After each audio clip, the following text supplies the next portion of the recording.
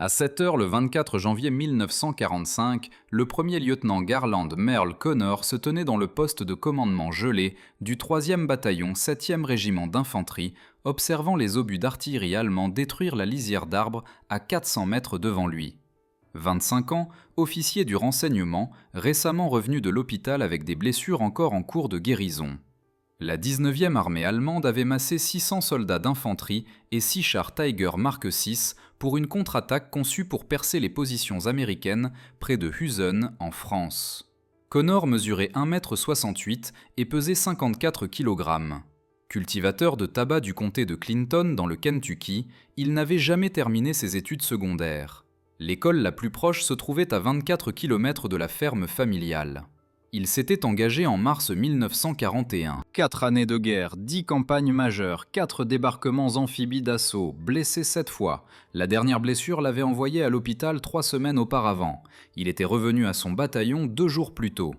Le 3e bataillon tenait une section de la ligne de front au nord de la poche de Colmar. La poche de Colmar était le dernier territoire tenu par les Allemands en France. 1370 km² de forêts gelées et de champs agricoles à l'ouest du fleuve Rhin. Les Allemands la tenaient depuis novembre. Toutes les tentatives pour éliminer la poche avaient échoué. La première armée française avait perdu des milliers d'hommes en essayant de repousser les Allemands de l'autre côté du Rhin. L'opération Nordwind avait commencé le jour de l'an, la dernière offensive allemande majeure à l'ouest. Hitler avait ordonné au groupe d'armées G de percer les lignes américaines en Alsace. Alors que la bataille des Ardennes faisait encore rage à 480 km au nord, l'offensive avait échoué, mais les Allemands dans la poche de Colmar restaient, et ils étaient désespérés. Le 3e bataillon était en ligne depuis 18 jours. Les températures étaient en moyenne de moins 12 degrés Celsius. Pas de clair de lune. La neige recouvrait tout. Les soldats dormaient dans des trous de combat gelés quand ils pouvaient dormir. Les patrouilles allemandes sondaient les positions américaines chaque nuit. Le bataillon avait perdu 43 hommes en 2 semaines, principalement à cause de l'artillerie et des tirs de tireurs d'élite. Connor travaillait au poste de commandement du bataillon. Un officier du renseignement recueillait des informations sur les mouvements ennemis, interrogeait les prisonniers, analysait les rapports de patrouille, marquait les positions allemandes sur les cartes. Ce n'était pas un rôle de combat. Les officiers du renseignement restaient derrière la ligne de front. Ils travaillaient avec des cartes et des rapports. Il ne dirigeait pas d'attaque. Mais Connor n'était pas resté derrière les lignes pendant 4 années de guerre. Il avait gagné 4 étoiles d'argent pour action de combat direct. Octobre 1943 en Italie, janvier 1944 à Anzio, septembre 1944 en France, février 1945. Chaque étoile d'argent représentait une action où Connor avait risqué sa vie pour sauver d'autres soldats. Il avait une réputation dans le 3e bataillon.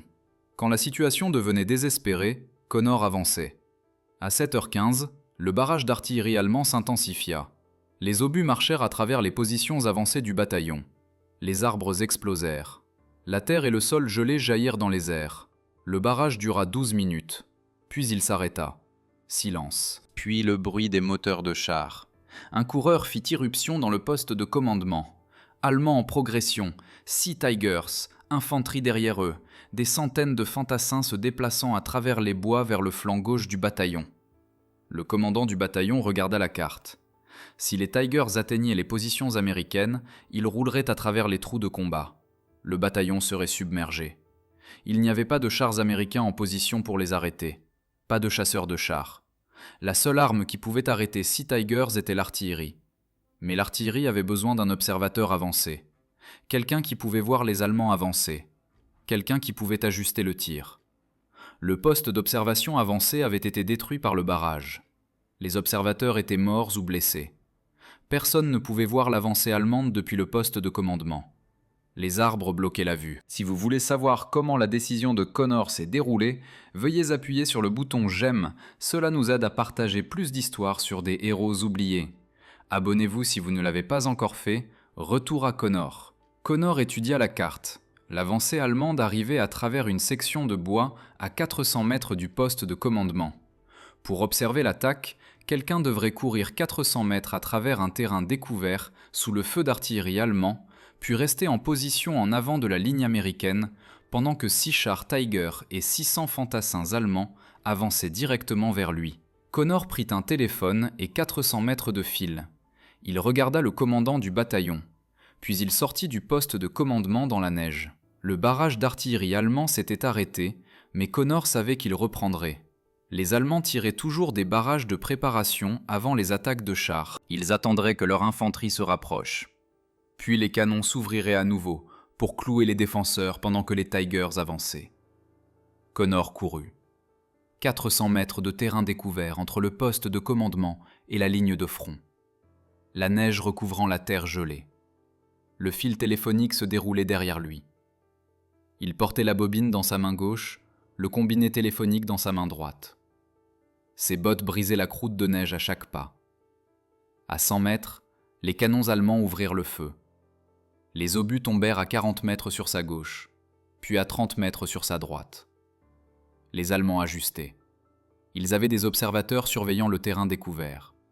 Ils pouvaient voir un soldat américain solitaire courant vers leur attaque. Un obus toucha un arbre à 70 mètres devant. L'arbre explosa. Des éclats et des branches et des fragments de bois gelés pleuvaient. Connor continua de courir. Un autre obus tomba à 20 mètres derrière lui. L'onde de choc le frappa comme un poing. Il trébucha, mais ne tomba pas. Le fil continuait de se dérouler. À 250 mètres, un obus détruisit un arbre directement sur son chemin. Le tronc se fendit en deux. La moitié de l'arbre s'écrasa à travers la neige. Connor sauta par-dessus le tronc sans s'arrêter. Des éclats d'obus avaient déchiré les branches. Des morceaux de métal chaud sifflaient dans la neige. Un autre obus, celui-ci plus proche, à 15 mètres sur sa gauche. La terre gelée et la neige jaillirent. Des morceaux de terre pleuvaient sur lui. L'onde de choc martela ses tympans. Il ne pouvait plus entendre sa propre respiration, juste un sifflement aigu. Il atteignit la ligne de front américaine à 300 mètres. Les soldats étaient accroupis dans des trous de combat. Ils le fixaient. Un officier du renseignement courant vers l'avancée allemande avec un téléphone. Il ne s'arrêta pas pour expliquer. Il continua de courir vers l'avant, vers l'ennemi. 30 mètres au-delà des trous de combat américains, Connor trouva ce dont il avait besoin. Un fossé peu profond, peut-être 46 cm de profondeur. Pas assez profond pour arrêter les balles, pas assez profond pour protéger contre l'artillerie, mais assez profond pour lui donner une ligne de visée vers l'avancée allemande tout en gardant sa silhouette sous le niveau de la neige. Il se laissa tomber dans le fossé. Le fil téléphonique avait tenu. Il tourna la manivelle du combiné, la connexion bourdonna. Puis une voix. Le centre de direction de tir d'artillerie à 5 km derrière la ligne de front. Obusiers américains de 105 mm, 12 canons. Assez de puissance de feu pour briser une attaque allemande si les obus tombaient au bon endroit. Connor donna sa position. L'officier de direction de tir confirma. Connor était maintenant les yeux de l'artillerie du 3e bataillon. Tout dépendait de ce qu'il pouvait voir et s'il pouvait rester en vie assez longtemps pour diriger les canons. Il leva la tête au-dessus du bord du fossé. L'infanterie allemande était à 200 mètres, se déplaçant à travers les arbres en formation d'escouade, fusils prêts. Ils avançaient par courtes poussées. Une escouade se déplaçait pendant qu'une autre fournissait un tir de couverture. Soldats professionnels, expérimentés, ils savaient comment attaquer à travers des positions défendues. Derrière l'infanterie, les Tigers. Connor pouvait en voir 4. Des monstres massifs de 60 tonnes poussant à travers les petits arbres comme s'ils étaient des arbrisseaux. Les Tigers restaient dans la lisière d'arbres, utilisant la forêt pour se couvrir, mais ils arrivaient. Lents, méthodiques, ils sortiraient en terrain découvert dans quelques minutes.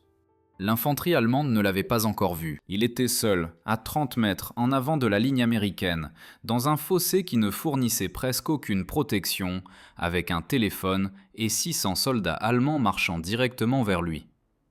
Connor souleva le combiné. Il donna les coordonnées. Mission de tir. Infanterie ennemie à découvert. 600 mètres. Ajustement. Les premiers obus arriveraient dans 40 secondes. Si les Allemands le repéraient avant que les obus ne tombent, ils le tueraient avant qu'il ne puisse ajuster le tir. Si les obus tombaient trop près de sa position, ils le tueraient de toute façon.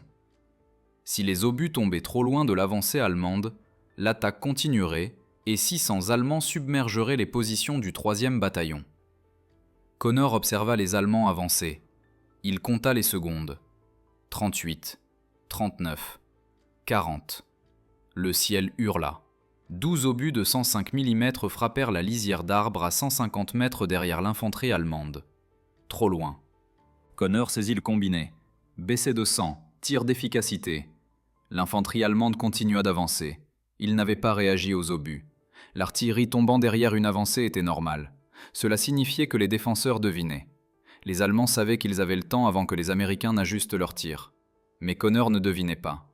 Il pouvait voir chaque soldat allemand, chaque mouvement, chaque chef d'escouade signalant à ses hommes d'avancer. La deuxième salve arriva 18 secondes plus tard. Cette fois, les obus tombèrent au milieu de la formation allemande. La forêt explosa. Les arbres se désintégrèrent. Les éclats d'obus hurlèrent dans l'air dans toutes les directions.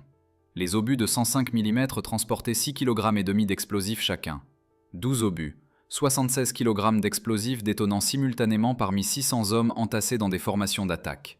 Des soldats allemands disparurent. D'autres tombèrent. L'avancée s'arrêta. Connor tourna la manivelle du combiné. Répétait le tir, même coordonnée. Une autre salve. Puis une autre. Les canons américains tiraient pour l'efficacité maintenant.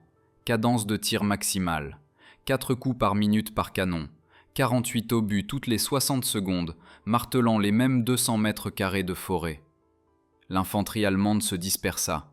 Les formations d'escouade se brisèrent. Les soldats coururent se mettre à couvert. Certains plongèrent derrière des arbres. D'autres essayèrent de ramper loin de la zone d'impact. La forêt était devenue un terrain de mise à mort. Mais les Tigers arrivaient toujours. Connor pouvait en voir 6 maintenant. Ils étaient sortis de la lisière d'arbres en terrain découvert. L'artillerie ne les avait pas touchés. Les obus de 105 mm pouvaient endommager les chenilles ou l'optique d'un Tiger, mais ils ne pouvaient pas pénétrer le blindage. Les Tigers avaient besoin de coups directs, de multiples coups directs, et même alors, les obus pouvaient rebondir. Les chars avançaient en formation en coin, 2 devant, 2 derrière eux, 2 autres fermant la marche. Les commandants de chars se tenaient dans les tourelles. Ils scrutaient pour trouver des cibles, cherchant des positions américaines à engager. Un des Tigers tira. Le canon de 88 mm craqua comme le tonnerre. L'obus toucha un trou de combat américain à 300 mètres à droite de Connor. La terre et la neige explosèrent vers le haut. Les soldats dans ce trou de combat étaient morts. Un autre Tiger tira. Un autre trou de combat oblitéré. Les Tigers étaient à 300 mètres de la ligne américaine. Dans 4 minutes, ils atteindraient les trous de combat. Une fois qu'ils auraient franchi la ligne défensive, le 3e bataillon s'effondrerait. Des Tigers à l'arrière des positions américaines signifiaient la panique, la déroute. Des centaines de soldats en fuite. Les Allemands poursuivraient, ils massacreraient les Américains en retraite, puis ils pousseraient plus profondément dans le secteur du 6e groupe d'armée. Tout le front pourrait s'effondrer. Connor changea sa mission de tir. Blinder ennemi en progression, 250 mètres. Ajuster le tir sur les chars. Le problème était la précision. L'artillerie n'était pas conçue pour tuer des chars. L'artillerie saturait des zones. Elle tuait l'infanterie à découvert. Elle détruisait des bâtiments. Elle coupait les lignes de communication. Mais les chars étaient de petites cibles, des cibles rapides, des cibles blindées. Les obus commencèrent à tomber autour des Tigers. Un obus tomba à 10 mètres devant le Tiger de tête. Le char traversa l'explosion. Un autre obus toucha derrière la formation. Les Tigers continuèrent d'avancer. Leur commandant savait que les 105 Américains ne pouvaient pas les arrêter. Ils traverseraient l'artillerie et entreraient dans les positions américaines. Connor avait besoin que les obus soient plus proches. Baissé de 50, tir d'efficacité. La salve suivante tomba parmi les Tigers. Un obus toucha la chenille droite du char de tête. La chenille se brisa. Le Tiger vira brusquement à droite et s'arrêta. Immobilisé, mais toujours dangereux. La tourelle pivota. Le canon de 88 mm était toujours opérationnel. Un autre Tiger reçut un obus sur le pont moteur. De la fumée commença à sortir de l'arrière du char. L'équipage pourrait l'abandonner ou continuer à se battre. Un Tiger désactivé avec un canon fonctionnel était toujours une forteresse. 4 Tigers s'avançaient toujours et ils avaient ajusté leur trajectoire. Ils se dirigeaient vers la position de Connor. Les commandants de chars avaient repéré ces éclairs de bouche. Ils avaient vu le fil téléphonique. Ils savaient que quelqu'un dirigeait l'artillerie américaine et ils venaient le tuer. Connor vérifia le fossé. 46 cm de couverture. Pas assez pour arrêter un obus de 88 mm. Pas assez pour arrêter le tir de mitrailleuse. Pas assez pour arrêter quoi que ce soit qu'un char Tiger puisse lui lancer.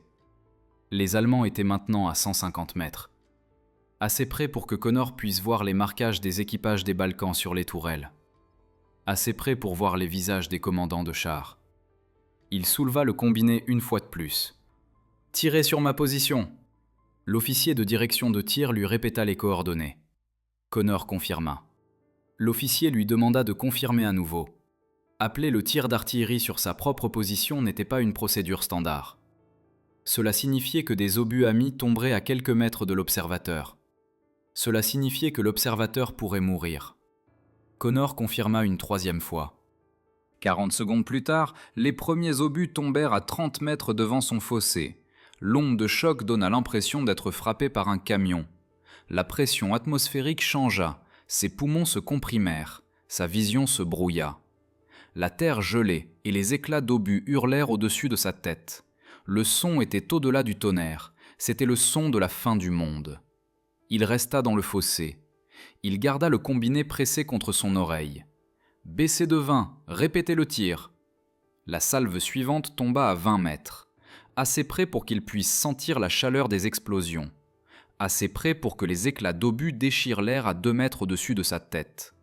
S'il se levait, il serait déchiqueté. Si les obus tombaient 10 mètres plus près, le fossé ne le sauverait pas. Les Tigers avaient cessé d'avancer. Les commandants de chars s'étaient calfeutrés, avaient fermé leurs écoutilles. L'artillerie tombait trop près. Même un équipage de Tiger ne voulait pas être à l'extérieur de son blindage quand des obus américains détonnaient à bout portant. Mais l'infanterie allemande se ralliait. Connor pouvait les voir se reformer. Formation de forces de compagnie. Peut-être 200 soldats qui avaient survécu au barrage initial. Ils utilisaient les Tigers comme couverture, restant derrière les chars massifs, se déplaçant quand les chars se déplaçaient, utilisant le blindage comme forteresse mobile. L'attaque continuait. Connor ajusta le tir. Il promena les obus d'avant en arrière à travers l'avancée allemande. Chaque fois qu'un groupe d'infanterie essayait d'avancer, il lâchait des obus sur eux. Chaque fois que les Tigers avançaient, il appelait le tir directement devant eux. Un Tiger reçut un coup direct sur la tourelle. L'obus ne pénétra pas, mais l'impact endommagea l'anneau de tourelle. La tourelle ne pivotait plus. Le char ne pouvait tirer que droit devant. Effectivement inutile. Un autre Tiger perdit sa deuxième chenille. 2 chenilles cassées signifiaient que le char ne pouvait pas bouger. L'équipage l'abandonna. 5 hommes se précipitèrent hors des écoutilles et coururent vers les lignes allemandes. Le tir de mitrailleuse américaine depuis les trous de combat en abattit 2. Les 3 autres disparurent dans la lisière d'arbres. 3 Tigers restaient opérationnels et l'infanterie allemande se rapprochait. Connor pouvait voir des visages individuels maintenant à 100 mètres. Des soldats allemands rampant à travers la neige, utilisant des cratères d'obus comme couverture, se déplaçant en petits groupes. Ils essayaient de contourner sa position. S'ils le contournaient, ils pourraient couper le fil téléphonique. Une fois le fil coupé, l'artillerie s'arrêterait. L'attaque réussirait. La température était de -12 degrés Celsius. Connor était allongé dans le fossé depuis 40 minutes. Ses mains étaient engourdies. Ses pieds étaient engourdis. Chaque fois qu'un obus tombait près, de la terre gelée pleuvait sur lui. Elle entrait dans ses yeux, dans sa bouche. Le combiné était glissant de glace, mais il continuait d'appeler le tir. Un obus tomba à 15 mètres sur sa droite, puis un autre à 15 mètres sur sa gauche. Les Allemands l'avaient encadré. Leurs observateurs d'artillerie avaient localisé sa position avec précision. Ils essayaient de le tuer avec un tir de contre-batterie. Les obus allemands et les obus américains tombaient dans le même rayon de 100 mètres. Le fossé était devenu le point focal de 2 barrages d'artillerie. Les soldats dans les trous de combat du 3e bataillon pouvaient voir ce qui se passait. Un lieutenant solitaire allongé dans un fossé en avant de la ligne américaine, appelant l'artillerie sur sa propre position. Les obus allemands essayant de le tuer. Les obus américains tombant si près que des fragments frappaient le bord de son fossé. Et il ne bougeait pas. Il ne courait pas. Il restait en place, ajustant le tir, tuant des Allemands. L'infanterie allemande poussa à nouveau vers l'avant, maintenant à 80 mètres. Assez près pour que Connor puisse entendre leurs officiers crier des ordres. Assez près pour entendre les culasses des fusils Mauser. Il baissa l'artillerie de 10 mètres supplémentaires. Les obus tombèrent entre lui et les Allemands qui avançaient. 60 mètres de sa position. Les ondes de choc le martelèrent. La terre se déversa dans le fossé. Quelque chose toucha son épaule gauche. Un éclat d'obus ou une pierre? Il ne pouvait pas dire. Son épaule devint engourdie. Il changea le combiné dans sa main droite. L'avancée allemande s'arrêta à nouveau, mais il ne battait pas en retraite. Il trouvait une couverture, attendait. Il savait que l'observateur d'artillerie américain devait être proche. Il savait que s'il pouvait le localiser, il pourrait le tuer. Et une fois qu'il serait mort, rien ne les arrêterait. Les 3 Tigers restants commencèrent à avancer à nouveau. Ils s'étaient dispersés à 50 mètres entre chaque char, se rendant plus difficiles comme cible. Ils étaient à 200 mètres des trous de combat américains. Maintenant, Connor appela le tir sur le Tiger le plus à gauche, puis le Tiger du centre, puis celui de droite. Il divisait l'artillerie entre les 3 cibles, essayant d'endommager les chenilles, essayant d'endommager l'optique, essayant de les ralentir. Un obus toucha la plaque glacis avant du Tiger central. Le blindage tint, mais l'impact secoua le char de 60 tonnes vers l'arrière. Le conducteur perdit momentanément le contrôle. Le Tiger vira à gauche. Sa chenille se prit sur une souche gelée. La chenille se bloqua. 2 Tigers avançaient toujours, et l'infanterie allemande était à moins de 50 mètres. L'officier allemand menant l'avancée de l'infanterie était à 30 mètres du fossé de Connor. Il pouvait voir le visage de l'officier. Jeune, peut-être 22 ans, probablement un lieutenant. L'officier signalait à ses hommes d'avancer avec des gestes de la main. Pas de cris maintenant. Ils étaient trop proches. Le son révélerait leurs positions exactes. 20 soldats allemands suivaient l'officier, rampant à travers la neige, fusil prêt. Ils se déplaçaient en ligne de tirailleurs, essayant de submerger la position de Connor sous plusieurs angles simultanément. Connor tourna la manivelle du combiné. Il donna de nouvelles coordonnées. Baissez de 5, tir d'efficacité. Les obus tombèrent à 25 mètres devant lui. L'officier allemand disparut dans l'explosion. 4 de ses soldats aussi.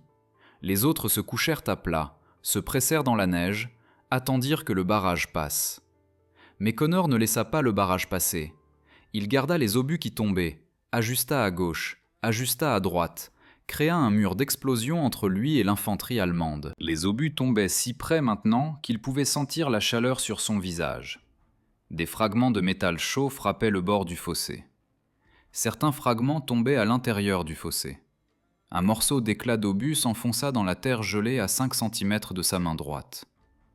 Les 2 Tigers restants s'étaient rapprochés à 150 mètres des trous de combat américains, assez près pour utiliser efficacement leurs mitrailleuses. Les mitrailleurs de proue ouvrirent le feu. Rafale soutenue des mitrailleuses MG34. 792 coups par minute. Les balles déchirèrent la lisière d'arbres, mâchèrent les rondins, soulevèrent la neige et la terre autour des positions américaines. Les soldats dans les trous de combat ripostèrent, mais les balles de fusil ne pouvaient pas blesser un Tiger. Les mitrailleurs américains essayèrent de toucher les hublots de vision des Tigers, espérant aveugler les conducteurs, espérant forcer les chars à se calfeutrer complètement et ralentir leur avancée. Cela ne fonctionnait pas, les Tigers continuaient d'avancer. Connor reporta le tir sur les chars. Il demanda des obus fumigènes mélangés à des explosifs. La fumée obscurcirait la vision des Tigers, rendrait plus difficile pour les commandants de chars de repérer les cibles. Les explosifs continueraient d'endommager les chenilles et l'optique. La batterie d'artillerie s'exécuta. Des obus fumigènes et des obus explosifs commencèrent à tomber autour des Tigers. Une fumée de phosphore blanc s'éleva, épaisse, suffocante. Les Tigers disparurent dans le nuage de fumée, mais ils continuaient d'avancer. Connor pouvait entendre les moteurs, entendre les chenilles broyer la terre gelée. La fumée ne les avait pas arrêtés, elle les avait seulement rendus invisibles. Un Tiger émergea du nuage de fumée. À 70 mètres des tranchées, le canon de 88 mm tira. Une position de mitrailleuse américaine explosa. 3 soldats morts. Connor appela le tir directement sur le Tiger. Danger immédiat. Il spécifia les coordonnées exactes. L'officier de direction de tir hésita. Ces coordonnées se trouvaient à moins de 50 mètres de la position de Connor. Le rayon d'éclat d'un obus de 105 mm était de 50 mètres. Connor serait à l'intérieur de la zone mortelle. Connor répéta les coordonnées. Les obus tombèrent. Un obus toucha à 10 mètres derrière le Tiger. Un autre toucha à 15 mètres sur la gauche. Un troisième obus tomba directement devant le char. L'explosion déchira la coque avant du Tiger. Le périscope du conducteur vola en éclats. Le char vira brusquement à droite. Le conducteur était aveugle. Le Tiger s'écrasa dans un cratère et s'arrêta. L'équipage tenta de reculer. Les chenilles tournèrent dans le vide. Le char était coincé. Un Tiger restait et l'infanterie allemande s'était regroupée. Ils avançaient à nouveau. Cette fois sous un angle différent, utilisant la fumée comme couverture. Connor ne pouvait pas les voir, il pouvait seulement les entendre. Des voix dans la fumée, des bottes crissant dans la neige, le cliquetis métallique des culasses de fusil. Il estima leur position et appela le tir. Les obus tombèrent dans la fumée. Il ne pouvait pas voir les résultats. Il ajusta en fonction du son. Quand il entendit des voix sur sa gauche, il déplaça le tir vers la gauche. Quand il entendit du mouvement sur sa droite, il déplaça le tir vers la droite. La batterie d'artillerie manquait de munitions. L'officier de direction de tir signala qu'il leur restait peut-être 15 minutes de tir soutenu. Après cela, ils devraient faire une pause pour recharger. 15 minutes sans soutien d'artillerie. Les Allemands utiliseraient cette fenêtre pour submerger les positions américaines. Connor était dans le fossé depuis 1h20. Son assistant l'avait rejoint 40 minutes plus tôt. Un soldat de première classe de la section de renseignement du bataillon. Le soldat avait rampé depuis les tranchées américaines avec du fil téléphonique supplémentaire et un combiné de secours. Le soldat était allongé à 1,50 m sur la droite de Connor, surveillant l'infanterie allemande, appelant les positions. Le soldat repéra un mouvement à 15 mètres, des soldats allemands arrivant à travers la fumée. Connor appela les coordonnées. Les obus tombèrent à 12 mètres. L'onde de choc souleva les deux hommes du fond du fossé. De la terre, de la glace et des éclats d'obus remplirent l'air. Quelque chose toucha le soldat. Le soldat hurla. Des éclats d'obus avaient déchiré sa jambe gauche. Le sang se déversa dans la neige. Connor attrapa le soldat et le tira plus profondément dans le fossé. Le soldat était encore conscient, encore vivant, mais il avait besoin d'un médecin, besoin d'évacuation. Le soldat refusa de partir. Il resta dans le fossé, continua à surveiller les Allemands. Sa jambe saignait, mais il pouvait encore voir, encore appeler les positions. Le dernier Tiger était maintenant à 60 mètres de la ligne américaine, et des soldats allemands étaient à moins de 10 mètres de la position de Connor. Connor fit tomber l'artillerie à 5 mètres devant son fossé. Les obus tombèrent plus près que n'importe quelle mission de tir précédente. L'explosion le souleva complètement du sol. Son corps s'écrasa contre la terre gelée. Ses oreilles devinrent sourdes. Silence complet. Puis les acouphènes commencèrent, aigus, constants, noyant tous les autres sons. Mais les soldats allemands qui étaient à 10 mètres avaient disparu. Il tourna la manivelle du combiné. Ses mains tremblaient. De froid ou de choc ou d'épuisement. Il ne pouvait plus le dire. La voix de l'officier de direction de tir arriva par le combiné, faible, lointaine, comme si l'officier parlait depuis un autre monde. Connor ajusta le tir sur le dernier Tiger. Le char était maintenant à 40 mètres des tranchées américaines. Assez près pour que ses mitrailleuses puissent supprimer chaque position défensive. Assez près pour que son canon principal puisse détruire les tranchées une par une à bout portant. La tourelle du Tiger pivotait, cherchant des cibles. Le commandant du char avait à nouveau ouvert son écoutille. Il se tenait dans la tourelle, scrutant la ligne américaine, choisissant quelle position détruire en premier. Connor donna les coordonnées, demanda des explosifs, concentration maximale. Tous les canons que la batterie pouvait diriger sur une seule cible. 12 obus arrivèrent simultanément. Le Tiger disparut dans une tempête d'explosions. Quand la fumée se dissipa, le char était toujours là, toujours intact. Le blindage avait tenu, mais le char ne bougeait pas. Les blocs de vision du conducteur avaient disparu, brisés par les éclats. Le commandant du char s'était laissé tomber dans la tourelle et avait claqué l'écoutille. Le Tiger était aveugle et immobile. L'équipage abandonna le véhicule. 5 hommes se précipitèrent dehors. Ils coururent vers la lisière des arbres. Des fusils américains tirèrent depuis les tranchées. 3 tankistes allemands tombèrent. 2 parvinrent à se mettre à couvert. Les 6 Tigers étaient détruits ou abandonnés. L'assaut blindé allemand avait échoué, mais l'infanterie se battait toujours. Des compagnies de soldats allemands étaient dispersées sur 300 mètres de forêt et de champs. Ils avaient subi des pertes massives, au moins 150 morts, peut-être 200. Mais 400 soldats restaient, et c'étaient des vétérans. Ils savaient comment se battre sans soutien de chars. Ils savaient comment utiliser le terrain, comment trouver un abri, comment avancer sous le feu d'artillerie. Connor déplaça le barrage vers les positions d'infanterie. Il fit marcher les obus à travers la lisière des arbres où les Allemands s'étaient mis à couvert, puis à travers les cratères d'obus où de petits groupes se cachaient, puis à travers les approches où les renforts pourraient avancer. L'officier de direction de tir signala 10 minutes de munitions restantes. Le commandant du bataillon intervint sur le réseau radio. Il ordonna à Connor de se retirer, de se replier vers la ligne américaine. L'artillerie fournirait un tir de couverture. Connor pourrait retourner aux tranchées. Connor resta dans le fossé. Depuis sa position, il pouvait voir toute la formation allemande, pouvait voir chaque tentative de ralliement, chaque mouvement, chaque tentative de se reformer pour un autre assaut. S'il se retirait, les Américains perdraient leur observateur avancé. L'artillerie tirerait à l'aveugle, les Allemands exploiteraient la brèche. Ils se masseraient pour une dernière poussée, et sans tir d'artillerie précis, cette poussée pourrait réussir. Le soldat blessé était toujours à côté de lui, toujours conscient. La jambe du soldat avait cessé de saigner. Le froid avait gelé la blessure.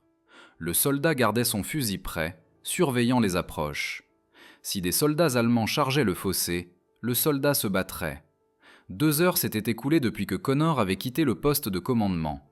L'artillerie allemande recommença à tomber. Les observateurs allemands avaient finalement localisé la position exacte de Connor. Des obus tombèrent à 20 mètres derrière le fossé, puis à 15 mètres, puis à 10 mètres. Les Allemands faisaient marcher leurs tirs vers lui méthodiquement, professionnellement. Dans 1 minute, les obus tomberaient directement sur le fossé. Connor appela un tir de contre-batterie. Il donna les coordonnées des positions d'artillerie allemande. Les canons américains changèrent de cible, commencèrent à tirer sur les obusiers allemands à 5 km derrière la ligne de front allemande. Le tir d'artillerie allemand diminua, puis s'arrêta. Le tir de contre-batterie fonctionnait. Les servants allemands se mettaient à couvert ou mouraient. Connor déplaça le tir vers l'infanterie allemande. Le soleil s'était levé plus haut. Plein jour maintenant. Les Allemands pouvaient voir combien d'entre eux étaient morts, pouvaient voir les Tigers détruits, pouvaient voir la forêt criblée de cratères, pouvaient voir un lieutenant américain allongé dans un fossé peu profond, avec un téléphone. Un homme appelant le tonnerre. Une escouade allemande tenta une dernière fois. 8 soldats. Ils arrivèrent de la gauche en courant, essayant de réduire la distance avant que Connor ne puisse ajuster le tir. Ils étaient à 70 mètres quand ils sortirent de leur couverture. Ils parcoururent 40 mètres avant que les obus n'arrivent. L'escouade disparut. Les explosions projetèrent des corps dans les airs. Plus aucun soldat allemand ne tenta d'avancer. L'officier de direction de tir signala 5 minutes de munitions restantes. Ensuite, les canons se terraient, mais l'attaque allemande avait calé. Les soldats allemands survivants se repliaient, s'éloignant de la zone mortelle, traînant des camarades blessés avec eux, laissant leurs morts derrière eux. Connor continua à faire tomber les obus, poursuivit les Allemands en retraite. S'assura qu'ils continuaient de courir, s'assura qu'ils ne se reformaient pas, s'assura qu'ils comprenaient qu'essayer d'attaquer à nouveau les positions du 3e bataillon signifierait la mort. 3 heures après que Connor eut décroché le téléphone et quitté le poste de commandement, la contre-attaque allemande était terminée. Connor resta dans le fossé encore 20 minutes, observant, s'assurant que les Allemands ne se regroupaient pas, s'assurant qu'aucune attaque de suivi n'arrivait. Le combiné téléphonique était silencieux. La batterie d'artillerie avait cessé le feu. Les canons devaient recharger, devaient refroidir, devaient se préparer pour la prochaine urgence. Le champ de bataille était silencieux. Pas de bruit de moteur, pas de tir de fusil, pas d'explosion. Juste le vent se déplaçant à travers les arbres brisés et le son d'hommes blessés appelant à l'aide. Des voix allemandes, faibles, lointaines, venant de la lisière des arbres à 300 mètres. Connor se leva finalement. Ses jambes le portaient à peine. 2 heures allongé dans la terre gelée. Ses muscles s'étaient bloqués. Ses articulations refusaient de plier. Il fit un pas, puis un autre. Le soldat blessé tenta de se lever, ne put pas. Connor l'aida à se lever, soutint son poids. Ils commencèrent à marcher vers la ligne américaine. Des soldats émergèrent des tranchées. Ils fixèrent Connor, le fossé où il avait été allongé, le sol criblé de cratères entre le fossé et les positions allemandes. La terre ressemblait à la surface de la Lune. Des cratères d'obus se chevauchant, du matériel détruit, des morceaux de Tigers éparpillés sur 200 mètres, des corps. Le commandant du bataillon rencontra Connor à la ligne de tranchée. Le commandant regarda le champ de bataille, regarda Connor, ne parla pas, hocha simplement la tête. Des médecins emmenèrent le soldat blessé au poste de secours. Le soldat survivrait. La blessure à la jambe était nette, pas d'os cassé. Il serait de retour avec le bataillon dans 6 semaines. Connor se rendit au poste de commandement. Son épaule était toujours engourdie. Quelque chose l'avait touché. Il ne pouvait pas se rappeler quand. Pendant la 3e heure, peut-être la 4e. Un médecin examina l'épaule. Des éclats d'obus, un petit morceau enfoncé juste sous la peau. Le médecin le retira, banda la blessure, dit à Connor qu'il avait de la chance. La section de renseignement avança après la retraite allemande. Ils comptèrent les corps, comptèrent le matériel détruit, prirent des notes pour le rapport d'action.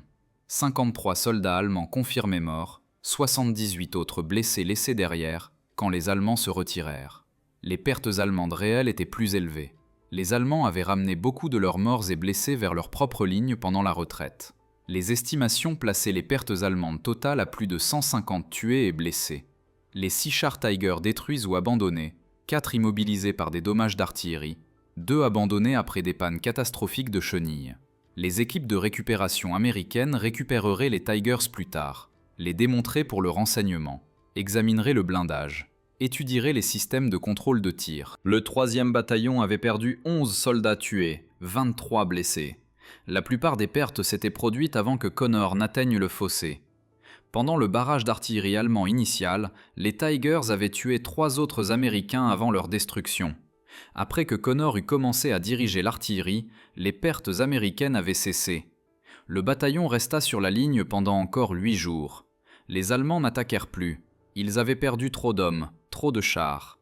L'offensive de la poche de Colmar était terminée. La 19e armée passerait les 2 semaines suivantes à essayer de tenir leur position, pendant que la première armée française se préparait pour la poussée finale.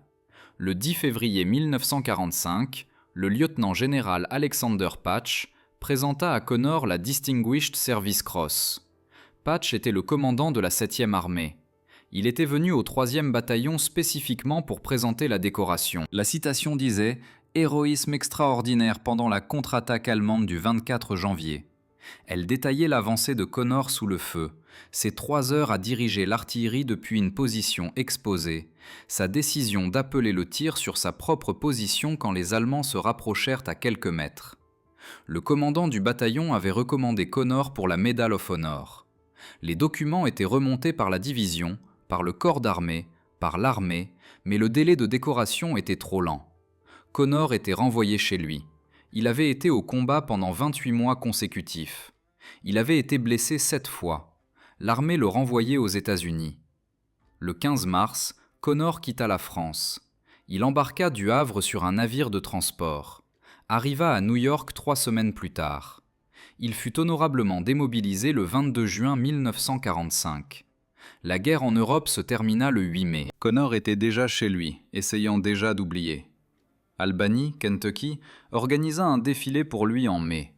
La ville honora son soldat de retour. Alvin York parla lors de la cérémonie. York était le récipiendaire de la Medal of Honor le plus célèbre de la Première Guerre mondiale. Il venait de Pall Mall, Tennessee, à 80 km d'Albany. York comprenait ce que Connor avait fait, comprenait le poids de cela. Connor rencontra une femme au défilé, Pauline Wells. Elle avait 20 ans. Elle avait entendu les histoires sur le service de Connor, avait entendu les citations de médailles lues à haute voix pendant la cérémonie. Elle ne pouvait pas croire les histoires, ne pouvait pas croire que le fermier silencieux d'1,68 m debout devant elle avait fait ce que les officiers décrivaient. Connor ne parlait pas de la guerre. Quand les gens demandaient, il disait qu'il avait laissé ses souvenirs de l'autre côté de l'océan Atlantique. Il ne les ramènerait pas chez lui. Il épousa Pauline le 9 juillet 1945. Ils vécurent sur Indian Creek, à plusieurs kilomètres au nord d'Albany, une ferme sans électricité, sans eau courante. Il travaillait la terre avec des mules et des chevaux, du tabac, du maïs, les mêmes cultures que la famille de Connor cultivait depuis des générations. En 1950, le gouvernement acheta leur propriété. Le lac Cumberland était en cours de création. Le réservoir inonderait leur ferme. Ils déménagèrent dans la communauté de Roland, dans le sud-est du comté de Clinton. Recommencèrent. Nouvelle terre, nouvelle culture, même vie. Connor devint président du bureau agricole du comté de Clinton, occupa le poste pendant 17 ans. Il aida d'autres fermiers, les conseilla sur la rotation des cultures, sur la conservation des sols, sur la gestion de la bureaucratie agricole. Il était actif dans les organisations d'anciens combattants, les anciens combattants paralysés d'Amérique, les anciens combattants américains handicapés. Il voyageait dans les comtés voisins pour aider les anciens combattants à déposer des demandes de prestations. Il ne parla jamais du 24 janvier 1945. Pauline lui demanda une fois au début de leur mariage ce qui s'était passé en France. Qu'avait-il fait pour mériter toutes ces médailles ? Connor la regarda, dit qu'il avait fait ce qui devait être fait. C'était tout. Il ne voulut pas développer. Les médailles restèrent dans une boîte en carton à l'intérieur d'un sac de marin, au fond du placard du salon. Pauline savait qu'elles étaient là. Elle les avait vues une fois. La Distinguished Service Cross, 4 Silver Stars, une Bronze Star, des Purple Hearts, la Croix de guerre française. Mais Connor ne les exposa jamais, ne les mentionna jamais, ne les porta jamais. 53 ans passèrent. En 1996, un ancien combattant nommé Richard Chilton écrivit au domicile des Connor. Chilton faisait des recherches sur son oncle, le soldat de première classe Gordon Roberts. Roberts avait été tué à Anzio en janvier 1944. Chilton avait appris que Roberts avait servi avec Connor. Il voulait savoir si Connor se souvenait de quelque chose sur les derniers jours de son oncle. Connor invita Chilton à lui rendre visite. Ils s'assirent dans le salon. Connor avait 77 ans, diabétique, insuffisance rénale. Il lui restait peut-être 2 ans.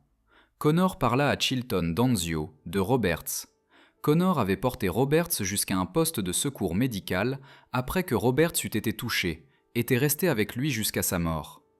Pendant que Connor parlait, il commença à pleurer.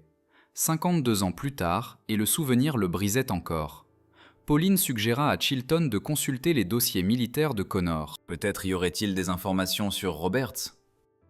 Elle sortit le sac de marin, la boîte en carton. Chilton l'ouvrit, vit les médailles, lut les citations. Ses mains commencèrent à trembler. Il regarda Connor, puis Pauline, dit une phrase. Cet homme aurait dû recevoir la Medal of Honor. Chilton commença le processus. Déposa des documents auprès du Conseil de l'armée pour la correction des dossiers militaires. Rassembla des déclarations de témoins oculaires d'hommes qui avaient servi avec Connor. Construisit un dossier pour faire passer la Distinguished Service Cross à un niveau supérieur. Le Conseil rejeta la demande en 1997. Rejeta un appel en 2000. Connor mourut le 5 novembre 1998. Il avait 79 ans. Il fut enterré au cimetière Memorial Hill à Albany. La Distinguished Service Cross partit avec lui. Mais Pauline ne s'arrêta pas. Elle rassembla plus de témoignages oculaires, trouva 3 soldats qui avaient été dans les tranchées le 24 janvier, qui avaient regardé Connor dans ce fossé pendant 3 heures, qui avaient vu ce qu'il avait fait. Elle soumit à nouveau le dossier en 2008. Rien ne se passa. Des historiens soutinrent la promotion, des auteurs, des législateurs. Stephen Ambrose écrivit sur Connor en 2000, qualifia ses actions de bien au-delà de l'appel du devoir. Le Sénat du Rhode Island adopta une résolution en 2005 appelant à la Medal of Honor. 7 généraux à la retraite approuvèrent la demande. Toujours rien. En 2014, Pauline poursuivit l'armée devant un tribunal fédéral. Un juge statua qu'elle avait attendu trop longtemps. Elle fit appel devant la cour d'appel du 6e circuit. L'affaire alla en médiation. Pendant les procédures, l'avocate du gouvernement s'effondra en pleurs. Son père avait servi dans le 3e bataillon, avait été blessé le 25 janvier, un jour après l'action de Connor. Elle dit que Connor avait peut-être sauvé la vie de son père. Le Conseil de l'armée recommanda finalement la promotion en 2015. Le Congrès adopta une législation levant la limite de temps. Le 29 mars 2018, la Maison-Blanche annonça la décoration. Le 26 juin, le président Trump présenta la Medal of Honor à Pauline dans la salle Est. Elle avait 89 ans. Cela faisait 22 ans que Chilton avait ouvert cette boîte en carton. 20 ans depuis la mort de Connor. La citation fut lue à haute voix. Le lieutenant de première classe Garland Merle Connor s'est distingué par des actes de bravoure et d'intrépidité. S'est porté volontaire pour courir 400 mètres sous le feu ennemi, a dirigé l'artillerie pendant 3 heures depuis une position exposée, a appelé le tir sur sa propre position, a tué 50 Allemands, a arrêté 6 chars Tiger, a sauvé son bataillon. Pauline tint la médaille que son mari n'avait jamais recherchée, n'avait jamais mentionnée, avait laissée dans une boîte pendant 50 ans parce qu'il pensait qu'en parler serait de la vantardise. Le deuxième soldat le plus décoré de la Seconde Guerre mondiale après Audie Murphy, et presque personne ne connaissait son nom. Si cette histoire vous a ému comme elle nous a émus, faites-moi une faveur, appuyez sur ce bouton j'aime. Chaque j'aime indique à YouTube de montrer cette histoire à plus de personnes. Appuyez sur s'abonner et activez les notifications. Nous sauvons des histoires oubliées des archives poussiéreuses chaque jour. Des histoires sur des soldats qui sauvent des bataillons avec du fil téléphonique et du courage. De vraies personnes. Un véritable héroïsme. Déposez un commentaire maintenant et dites-nous d'où vous regardez. Regardez-vous depuis les États-Unis, le Royaume-Uni, le Canada, l'Australie? Notre communauté s'étend à travers le monde entier. Vous n'êtes pas seulement un spectateur, vous faites partie de ceux qui maintiennent ces mémoires vivantes. Dites-nous votre emplacement, dites-nous si quelqu'un dans votre famille a servi. Faites-nous simplement savoir que vous êtes là. Merci d'avoir regardé. Et merci de faire en sorte que Garland Merle Connor ne disparaisse pas dans le silence. Ces hommes méritent d'être rappelés, et vous aider à faire en sorte que